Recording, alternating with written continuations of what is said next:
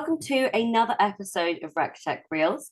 I'm Henna, Commercial Success Manager from Rectec, and joining me today is Karim from Recrout, and we are going to be talking about assessments. So, Karim, if you'd like to introduce yourself.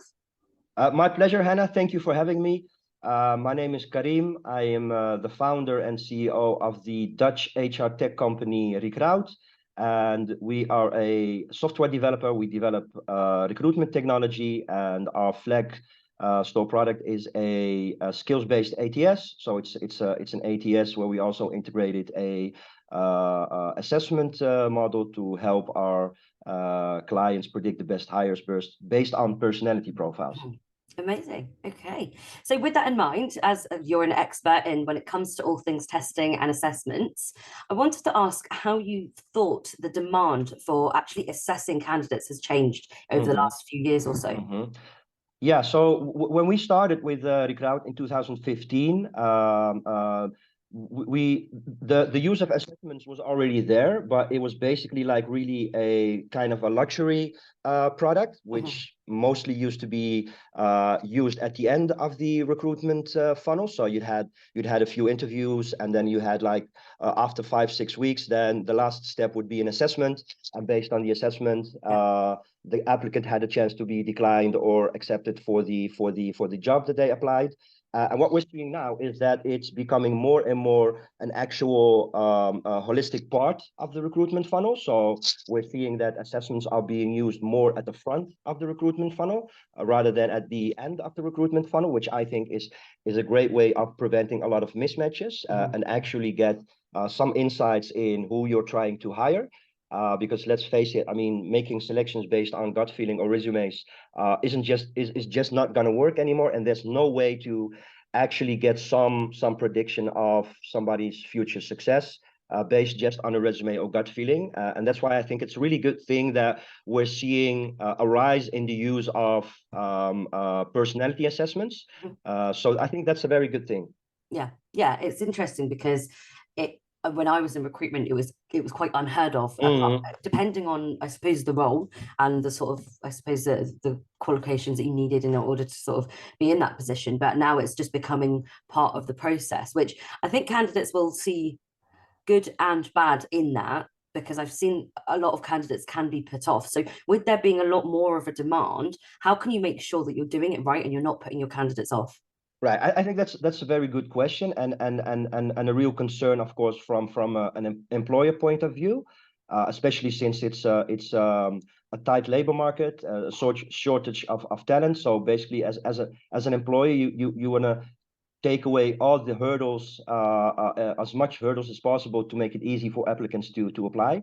On the other hand, what we see is that since assessments are becoming more and more common good in most of the application processes, is that people are getting used to it more and more. That's one. And I think it also depends on the kind of assessments that you're using and why you're using an assessment. I think that if you can really convey the story to applicants on why you're using an assessment, I think then most people wouldn't have a problem with using assessments, especially if they have a feeling that they're being judged and selected really based on their ability to perform a certain job or their skills or their talent or potential. And especially we see with younger generation that they like the fact that there's an assessment, because then it's more a personalized way of applying to a job rather than just sending in your resume and some cover letter that really doesn't convey anything about their personality.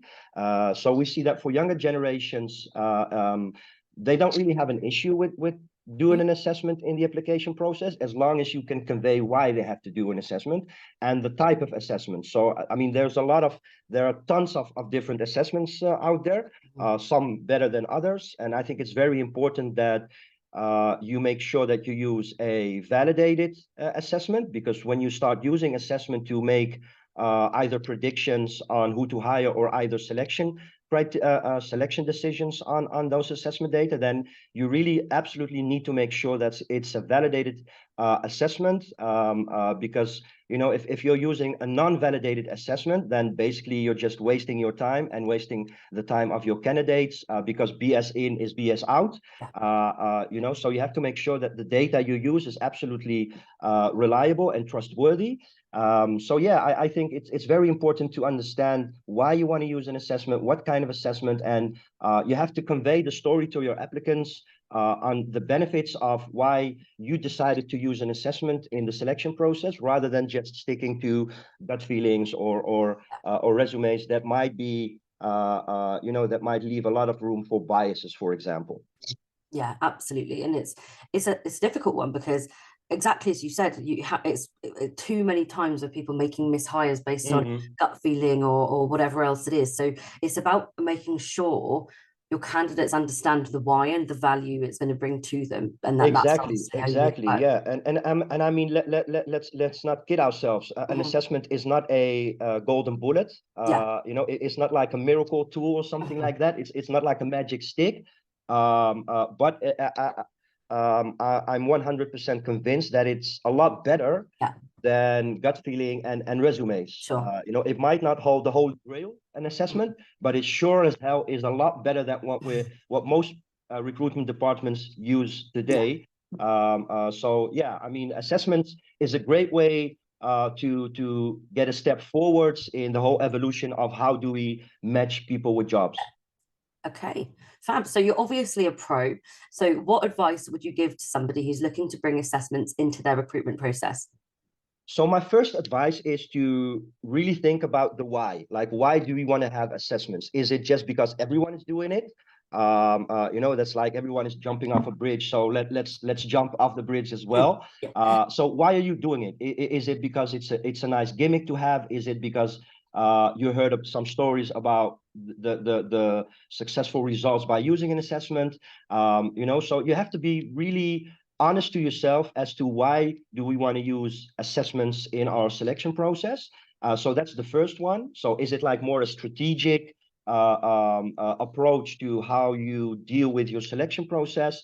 That's the first one. The second one, of course, is obviously what kind of assessments would you want to use in your selection process? I mean, you have assessments that take 2 minutes, you have assessments that take 2 hours, you have game-based assessments, you have cognitive assessments, IQ testing. What kind of assessments would you want to use? And whatever assessment you want to use. I mean, if you're talking to potential suppliers of assessments, the first question you should ask is, can I have a validation report that shows that this is a professional, scientifically validated assessment? If a assessment provider cannot hand you over that report, then skip it. Just don't even think about it, because as I mentioned before, you're gonna make selection decisions based on the outcome of those assessments. So you need to make sure that you have a professional, validated assessment. And then the third one, of course, is where would you want to implement the assessment? Is it right at the start of the funnel, like really as a pre-selection tool? Is it at the end of the funnel, like as a form of a last validation step?